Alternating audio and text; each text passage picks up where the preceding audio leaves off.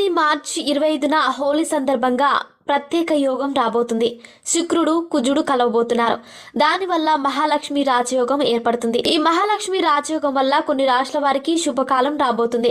భారీ మొత్తంలో ఆర్థిక లాభాలు, మెరుగుదల అవకాశాలు ఉన్నాయి. జ్యోతిషుడు పంకజ్ పాఠక్ మాట్లాడుతూ, వైదిక జ్యోతిష శాస్త్రం ప్రకారం ఒక్కోసారి హోలీ, దీపావళిలో కొన్ని శుభ రాజయోగాలు ఏర్పడతాయి. దీనివల్ల ఒక వ్యక్తులు ఆర్థిక లాభం, పురోగతిని పొందే అవకాశం ఉంది. అదేవిధంగా ఈ సంవత్సరం శుక్రుడు కుజుడు కలయిక హోలీ నాడు మహాలక్ష్మి రాజయోగాన్ని సృష్టించబోతుంది.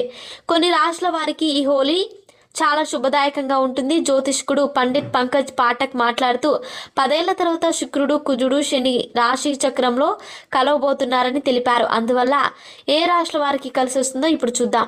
తులారాశి. ఈ రాశి వారికి మహాలక్ష్మి రాజయోగం ఎంతో ప్రయోజనకరంగా ఉంటుంది. ఈ రాజయోగం వారి రాశి చక్రం నుంచి 5వ